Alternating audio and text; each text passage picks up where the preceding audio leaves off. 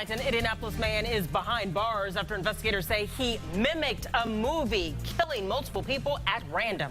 It begins with silence, a quiet neighborhood, dim streetlights flickering in the distance. Nothing seems out of place, but beneath that calm, something is about to unfold.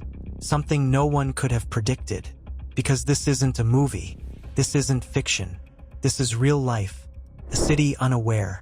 In 2016, the city of Indianapolis, Indiana, was like any other American city.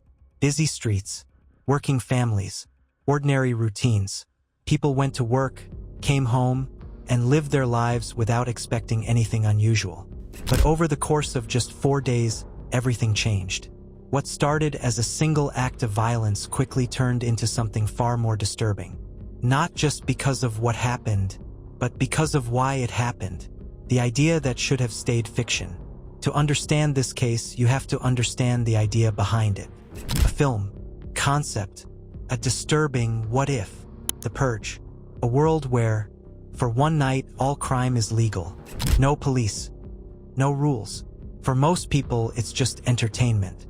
A thriller designed to shock and provoke thought. It's meant to stay on the screen. But sometimes, for some people, the line between fiction and reality isn't so clear. Day 1, the first incident, started without warning. A shooting. At first, it seemed like another tragic but isolated case. Police responded quickly, securing the scene and beginning their investigation. There were questions, but no immediate answers. No clear motive. No obvious connection. Just another violent act in a world that, unfortunately, has seen many.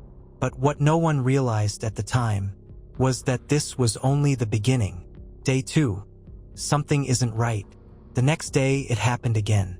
Another shooting. Now, investigators began to take notice. 2 violent incidents in 2 days, both seemingly random. This wasn't normal. Police started looking deeper, comparing details, searching for patterns. Was this retaliation? Gang-related? A personal dispute? But nothing added up. The victims didn't seem connected. The circumstances didn't follow a pattern. It felt unpredictable. And that unpredictability made it more dangerous. Day 3, fear takes hold. By the 3rd day, the city felt it. Something was wrong. Another act of violence. Another victim. 3 days. 3 incidents. Now, the fear was real. People began to stay indoors. Conversations shifted. News spread quickly. Social media buzzed with speculation. Was there a serial attacker? Was anyone safe? Police increased patrols, working around the clock to find answers. But the truth was, they were still trying to understand what they were dealing with. Because this wasn't following the rules.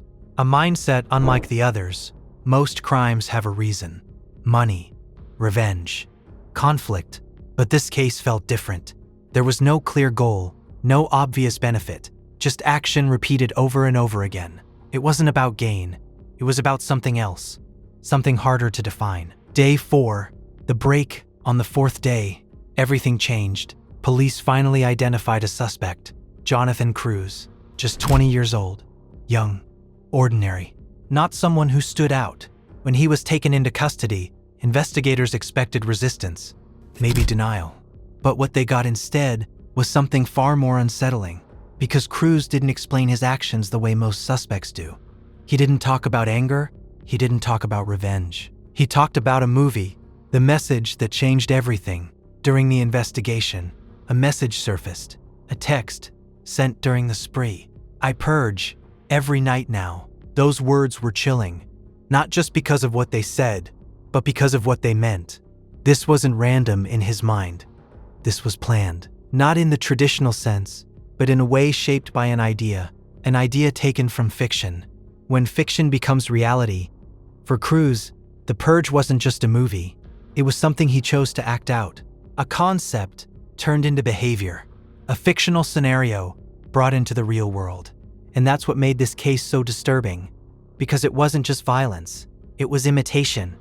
A deliberate attempt to recreate something that was never meant to be real. The danger of blurred lines. For most people, movies are just that. Movies, stories, entertainment, fiction. We watch them, feel the tension, and then return to reality. But this case raised difficult questions. What happens when someone stops seeing that line? What happens when imagination starts to feel real? It's rare, but when it happens, the consequences can be devastating. Because real life doesn't have scripts. It doesn't have resets. It doesn't have endings that undo the damage. The community impact in Indianapolis, the impact was immediate. Families were grieving. Communities were shaken. People struggled to understand how something like this could happen. It wasn't just the violence that left a mark.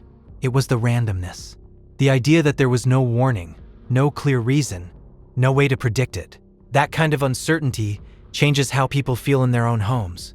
It creates fear, and fear lingers. Inside the investigation, as the case moved forward, investigators worked to piece everything together. Every detail mattered. Messages, movements, behavior. They built a timeline, connecting the events of those 4 days. And at the center of it all was a young man whose actions didn't follow the usual patterns. A case driven not by traditional motives, but by an idea. When the case reached the courtroom, attention grew. People wanted answers, not just about what happened, but why. How does someone reach that point? What leads to that mindset?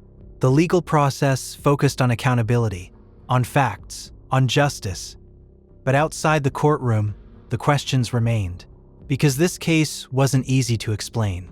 A story that stays with you. Others stay. This one stayed. Because it wasn't just about crime. It was about influence, about perception, about the thin line between imagination and reality, and how dangerous it can be when that line disappears. In the end, justice followed its course. But justice doesn't erase what happened. Lives were lost.